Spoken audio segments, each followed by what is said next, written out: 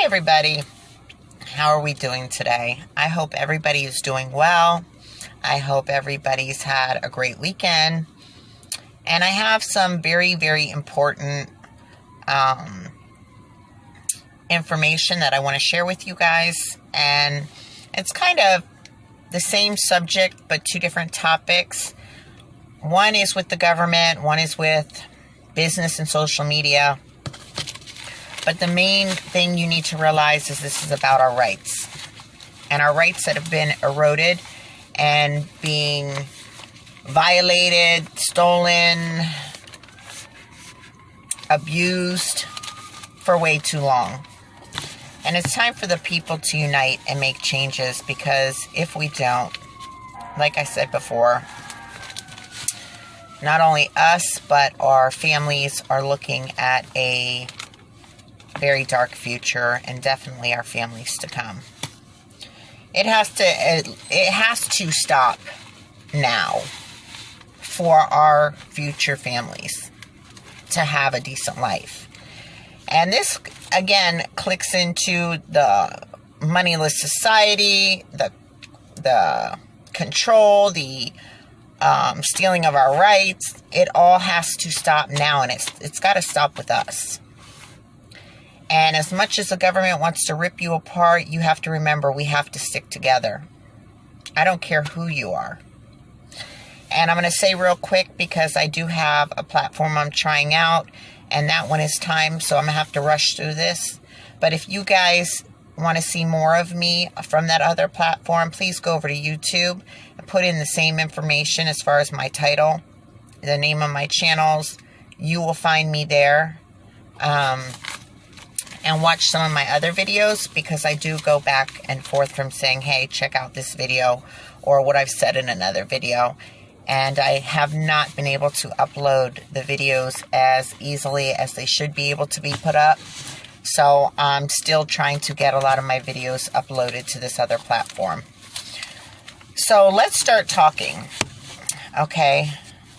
Between the government and businesses, the hackers, the spyware, programming, manipulation, all of this has to stop, okay? And it's all a violation of our constitutional rights, and our constitutional rights are there for a reason.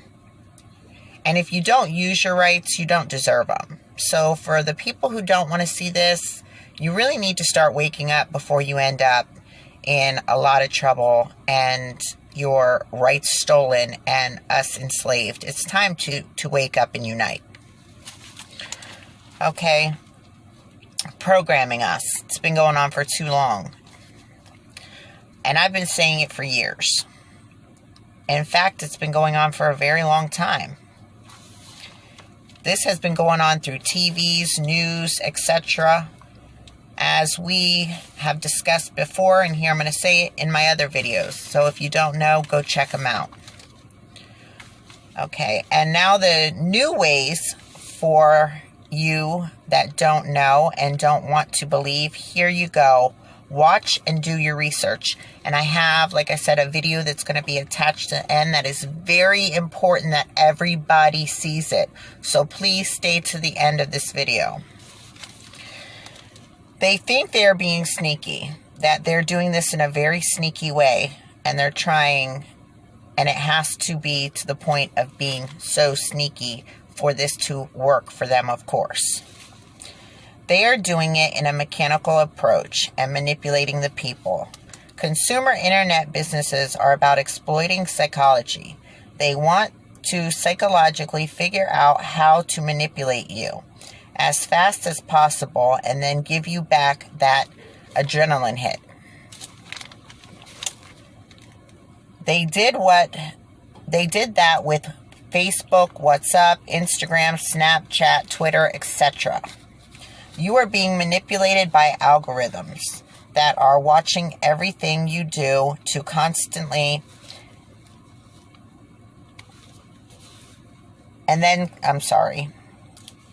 to do constantly, and then send you changes to your social feed that are calculated to adjust you slightly to the liking of some unseen advisor. I had got a flash of sun that threw me off there. I'm sorry. Most of you don't realize it, but you are being programmed. Do you know when the iPhone started just recently putting the thing on your phone where you can see how much screen time that you've had? You look at it and it's been several hours of basically nothing. Proven now, one of the biggest spiers on us, Facebook, have publicly declared that they intentionally include addictive schemes in their designs. They've also, which I've shared lately in the beginning of this year, have said they will no longer be private and your information will no longer be private and everybody's information with them is up for grabs, basically. So after we signed in for that deal of signing into Facebook and it being private and being able to set your private, your app to privacy, you are no longer private. They have taken that away from us and changed the contract. And guess what? You think you're going to fight them because they probably did it because of the government. And they're probably getting some kind of feedback or throwback or whatever bonus for it. You know, they're going to gain in some way. But they definitely changed the agreement on us. And I'm sure they have it in their contract somewhere just in case someday they did that you can't go after them for breaking our contract that we signed, our little agreement when we signed up with them to our privacy. Well, it's all out there now, so be careful of what you put on there. Okay, sorry. Of course, now the sun's in the perfect position for me. So let's try to get on here.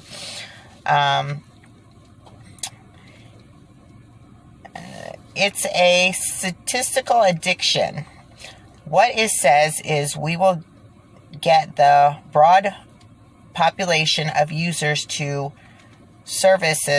use the services a lot.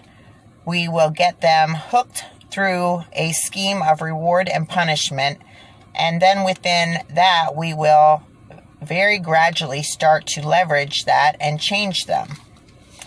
So it is all very stealthy way of manipulating the population. I will say it is not as dramatic as drug or gambling addiction, but it is the same principle. It is literally at the point now where I think they have created tools that are ripping apart the socializing in our society and how it is supposed to work. That is truly where we are. I would encourage all of you as the future leaders of this world to really internalize how important this is. If you feed the beast will destroy you. And now this is where I'm going to put in a little bit of the government stuff as well. Look at what it does to people.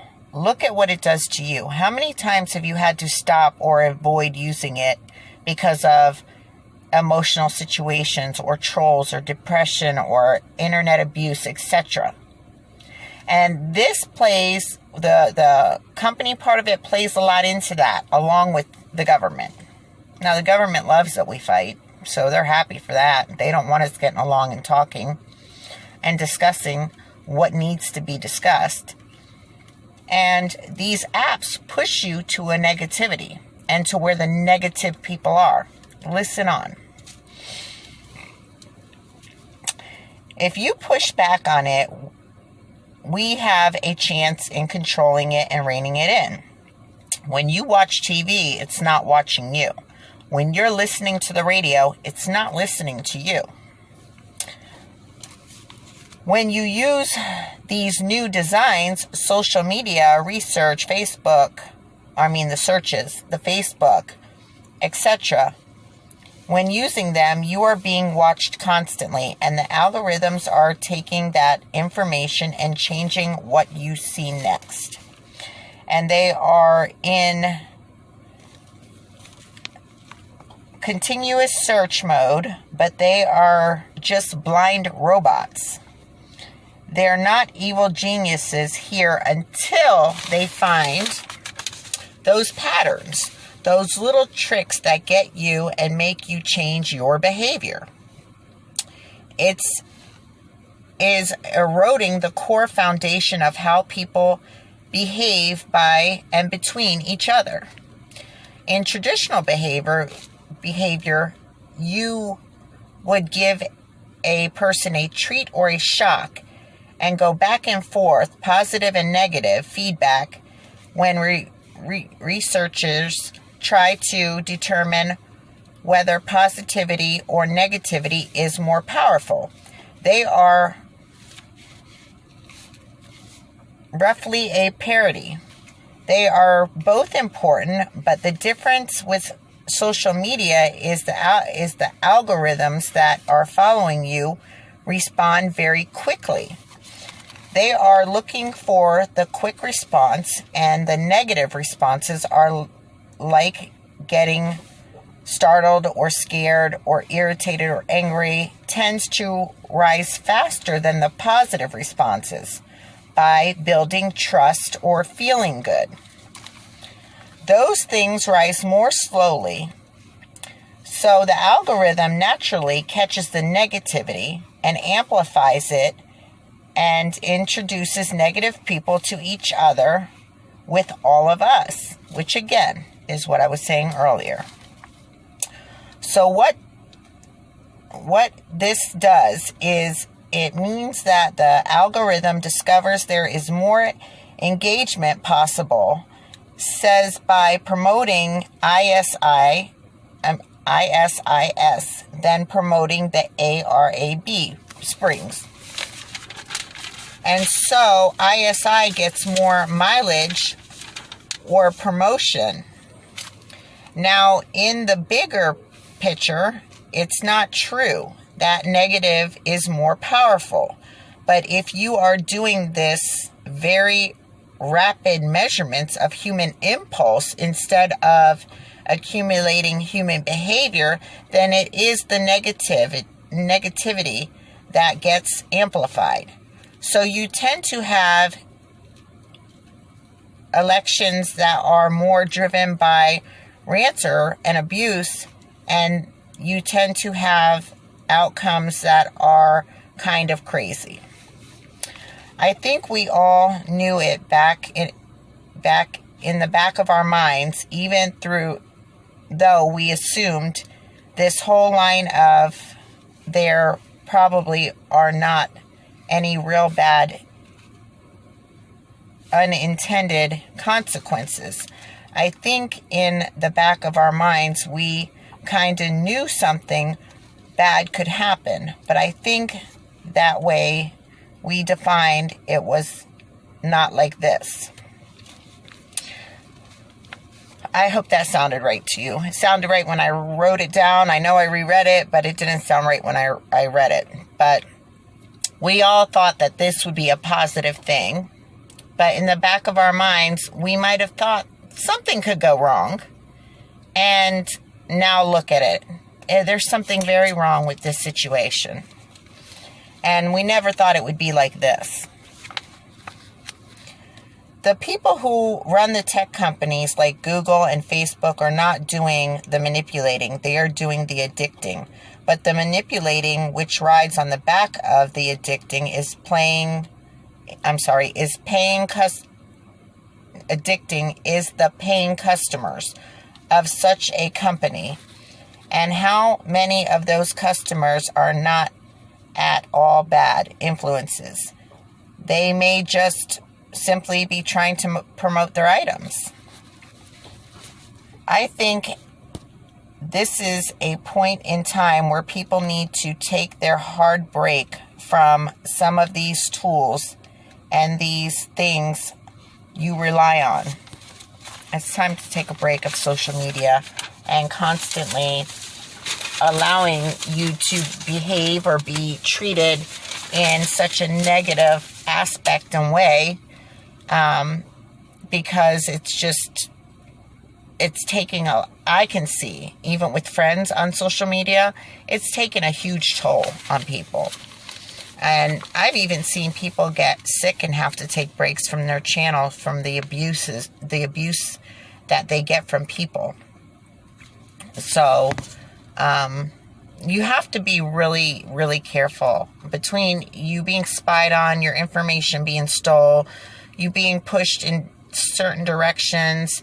I have all my stuff on where it doesn't, automatically replay because I don't want them showing me what I want to watch. I want to watch what I want to watch. And if I search something that's different, but I won't let them lead me into that next direction. And I've come across a lot of horrible people out there. Really nasty people that I think just like to intentionally start fights and they feed off of it. And that's about feeding the beast in some aspect too. If you feed these trolls and these negative people, then they're going to keep attacking you. And you're just going to, feel drained by the end of it because you're not getting nothing but stress, but they're getting a high. They're loving it. So leave the trolls alone. Don't feed the trolls. Don't pay attention to them. And, try staying off of social media so much and go out and do something. I don't really get on it except to do my shows. And that's because I think this is a very important subject that people need to start really paying attention to. And to watch one of my other shows that I watch anymore. A lot of my channels that I watched have left due to the trolls. And it's sad that such evil is winning out there, which is why social media just needs to be put down. Go back to the old ways of doing things outside and taking your kids somewhere or doing something that's not, has to do with no technical or, what is the word I'm looking for? Like the PlayStation, the laptops, the freaking cell phones. Stay off of them. Unless you really need them, stay off of them. They're really getting bad. It's like you're opening your home to these people, these nasty people. And then you're also being watched by the government and all your stuff is being spied on by them. And they know everything you do, Google, where you're at every second of the day. It's none of their business. You have a right to privacy, and that's something we have to put a stop to. Okay, let me keep reading. The short-term high-driven feedback that they have created are destroying the social works. This is a global problem. It's not just an American problem. It's a global problem. I think people need to go back to the way it was before all of this technology. Only use it as needed. It creates so many problems for people and allows you to be spied on, of course. If you don't want to be manipulated, brainwashed, and programmed, etc., it's time to stop it all now. Stop allowing it, and stop allowing it to hurt you and the abuse on it to get to you. We have created a really weird society that where if any two people want to communicate over the internet, the only way is through a third party. Those two people could be manipulated in a sneaky way.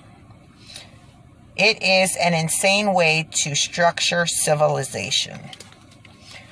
So we can keep all of the good stuff. There is good stuff, of course, on the internet and on our devices, our pictures, our family stuff, and, friends that we've connected with. But there's a lot more bad, guys. There's a lot more bad. We should keep all the good stuff and just throw away all the manipulation, business models. Things should have to be changed to be honest. All of our information should be private as it should be and as it used to be. And that is gone. You have no more privacy. You have no more privacy when it comes to the internet, as far as your anything you do on it. I'm not even going to go through each and every thing, like all your business stuff, all your banking stuff, all your searches, all of your private messages. Everything is being watched. Everything is being hacked and broken into. And if it isn't the algorithms messing with you and sending you where you don't belong and offering you stuff and bringing people to your site, it's the government spying on you. You're being violated in every way you can when you're on social media. That's sad. That's sad that every time you log on to your computer, your phone, or whatever device you have, even your children. And as we've seen before, hackers have even got into people's home cameras and Ring doorbells. Nothing is sacred anymore. So instead of allowing the government and businesses and people to hack and spy and do what they want to us and steal our information, we need to go back and find ways to protect all that again. And stop putting so much out there. It's like these people who put every minute of their life out there. It's ridiculous. And that really gets to me and really bothers me. And I just don't understand it.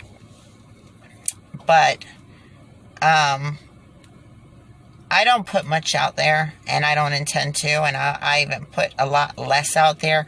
But it's time that we come to a point where we have to stop this. We have to not allow this to continue.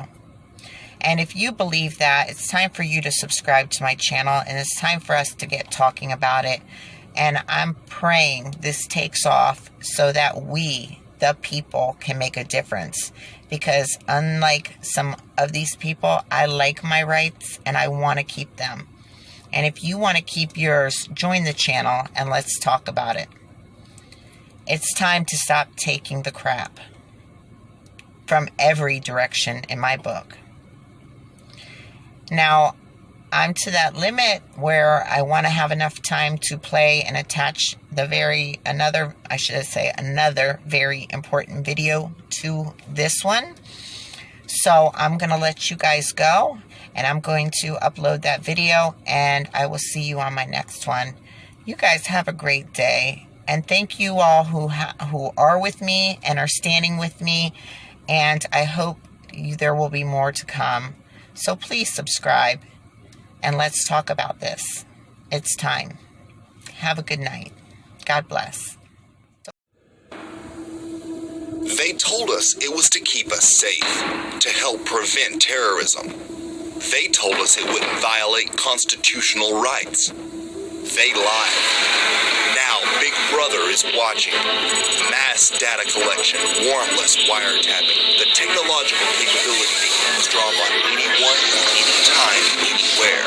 The National Security Agency conducts worldwide surveillance, fax, phones, satellite communication. The government is monitoring private phone calls. Your children and my children's private phone calls. And guess what? It was never really about terrorists at all. Everywhere we go, every conversation we have, every purchase we make is now being recorded and monitored. From creepy gadgets that keep track of our every move to huge data collection centers amassing information on us all. Get ready to be outraged, because it's worse than you think.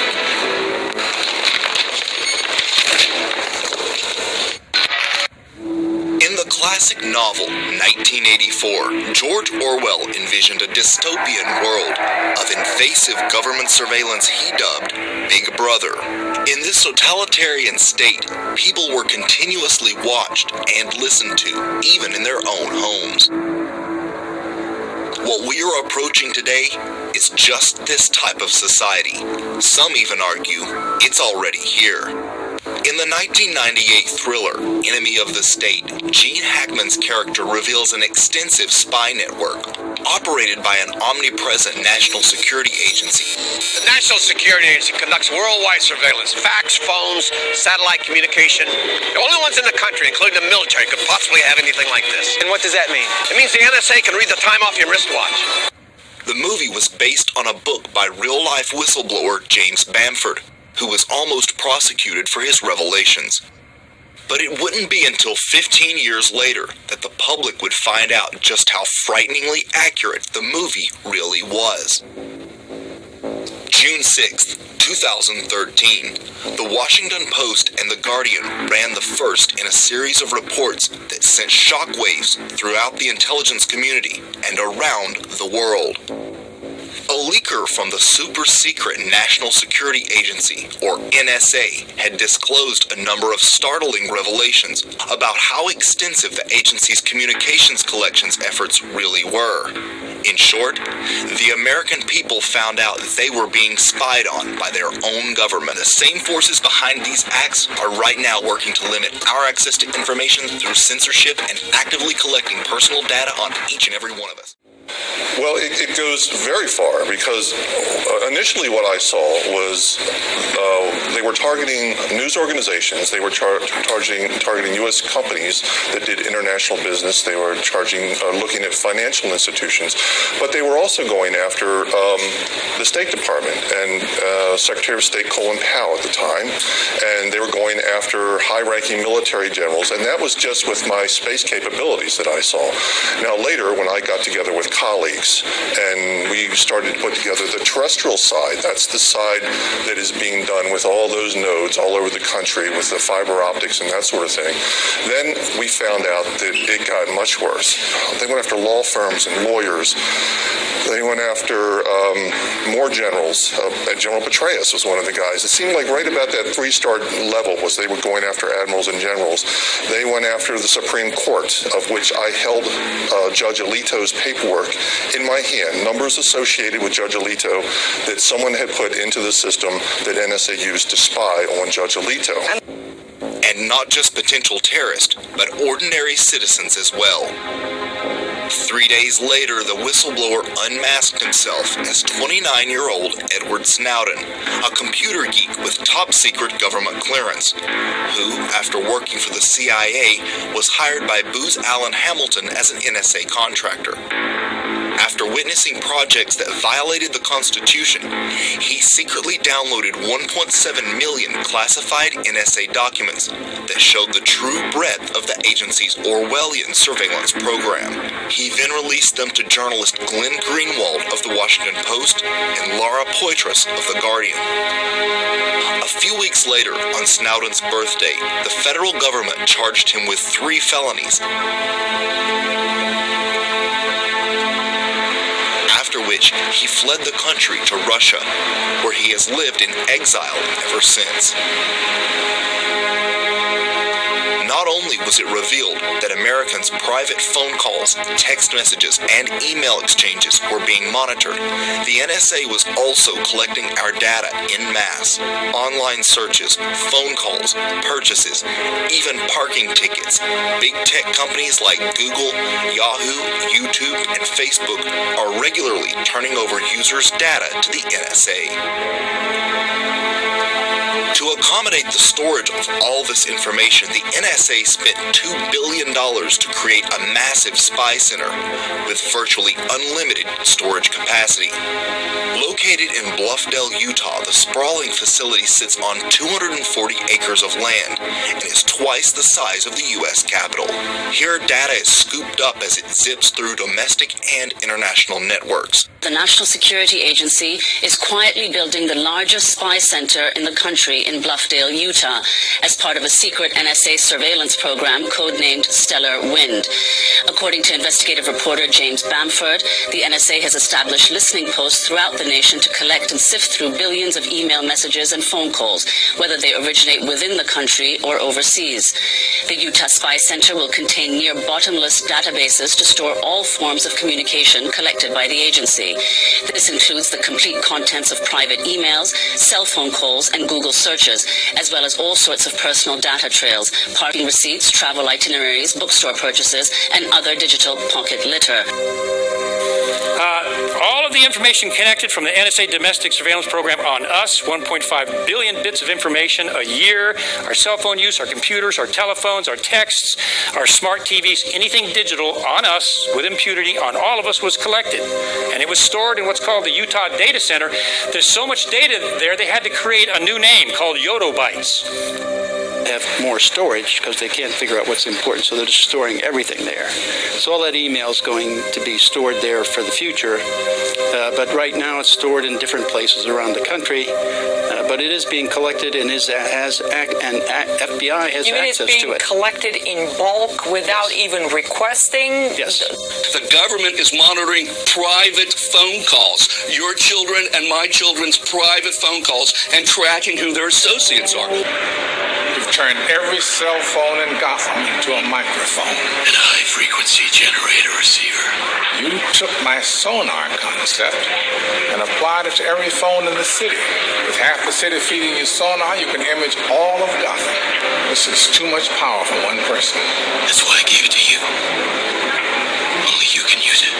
Spying on 30 million people isn't part of my job description. Everything a person does, who they communicate with, personal interest, all combined to paint a detailed picture of any given person's life, conveniently depicted on a single screen. How was it ever allowed to get this bad? The answer is the so-called War on Terror. Under the guise of keeping America safe, the Bush White House drastically expanded the scope of the NSA's surveillance program and began aggressively spying on its own citizens. AT&T, Verizon, and Bell South began providing the super-secret NSA with information on phone calls of millions of our citizens. All part of the War on Terror, President Bush says. All of this is made possible through warrants issued by the Foreign Intelligence and Surveillance Act, or FISA, court, whose proceedings are secret. The FISA court has been characterized as a rubber stamp court because they approve over 99% of the requests they receive. In other words, turning your daddy into a CIA informant. Wait, that's it? That's it, bro? You don't have to get a FISA court order?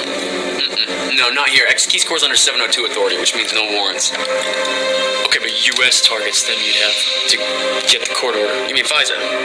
Yeah, they're just a big-ass rubber stamp, dude. I mean, FISA judges are all appointed by the Chief Justice, who's like, Darth Vader when it comes to national security. Boom. Once they have that rubber stamp, it's open season on everything from eavesdropping to quietly breaking in and bugging your home. Consider all of the smart gadgets and social media platforms that have emerged since the rollout of the NSA's new Gloves Off surveillance program. Smartphones that listen to us and monitor our every move. Smart TVs that watch back. Facial recognition. Virtual assistants such as Alexa and Google Home that are always listening. Not to mention the social media sites we willingly upload information to.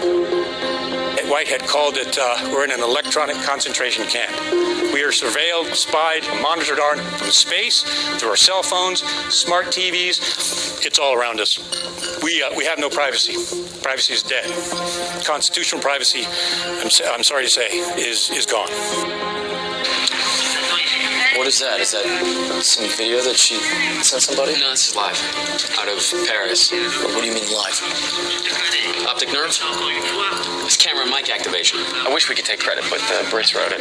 Activation? Yeah, her laptop's off. Or it was, she just forgot to close it. Of course, how would she know? This shit is so sly, the webcam light doesn't even turn on. If one didn't know better, it would seem seem as if the surveillance apparatus was developed and put in place in preparation for all of the data generated by this new techno world.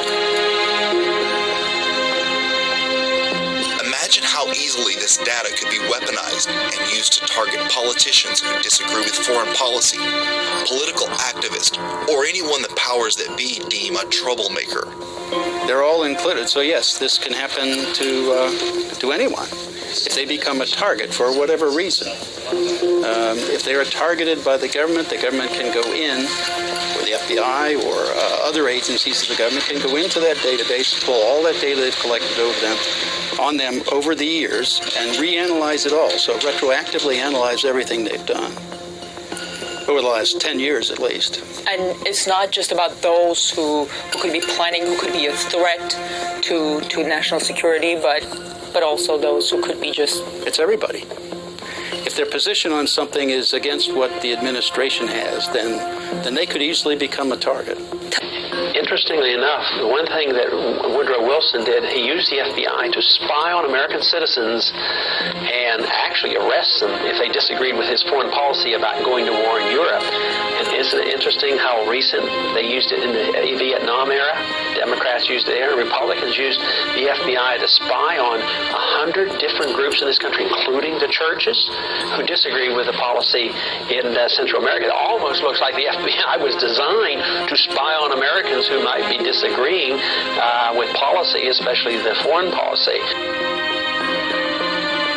NSA has been caught disseminating domestic surveillance information to state police and the DEA, which is illegal, so that they can go out and this guy with license plate such and such, he's got a bag of coke in his back seat, came from the NSA, to the police. That ought to make the hair on the back of your neck stand up.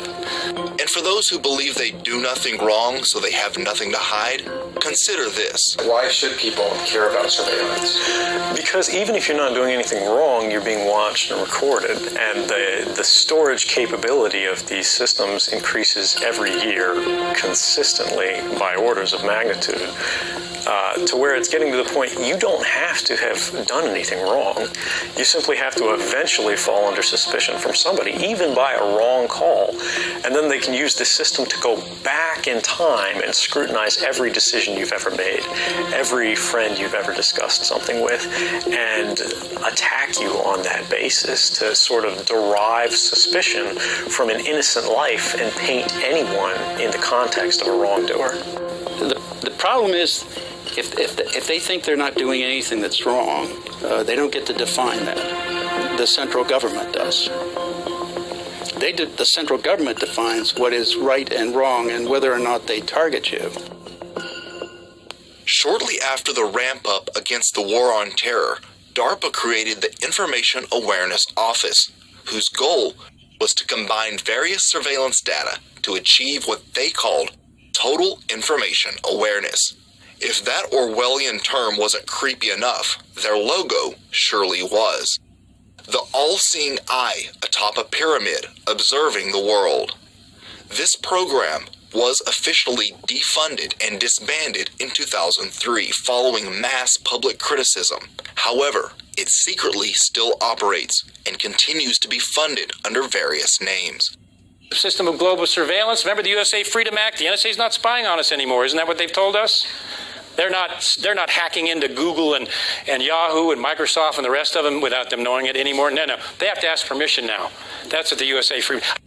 They have began a program called traffic shaping to get around the NSA Freedom Act, or the USA Freedom Act. You know what traffic shaping is? What they're doing is all the internet traffic that they're collecting on us, they're not storing it locally. The old stuff is still on the Utah data center forever, but the new stuff, they're not storing it in the United States anymore. They're storing it overseas. They're still collecting it on us, but they're storing it in overseas databases. It's called traffic shaping. Kind of a serpent-like term, but they're shaping the traffic. Still collecting, but they're sending it overseas and still storing it. They aren't going to let power like that go so easily.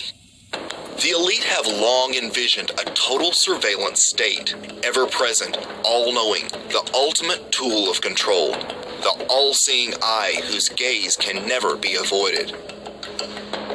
In September 2020, a federal appeals court vindicated Snowden when it ruled the controversial data collection program he exposed was illegal. Because of his actions, millions of people became aware of the NSA's Orwellian surveillance program in disregard for our Fourth Amendment rights. There is now bipartisan political support behind a pardon for Edward Snowden. It was our founding father, Benjamin Franklin, that warned those willing to give up freedom for security deserve neither. Where we today take a stand in regards to individual privacy rights will affect generations to come. Will we stand up for our basic rights or find ourselves slaves in a technological control grid? Will our children enjoy the basic right to privacy? Will they even know what the word means?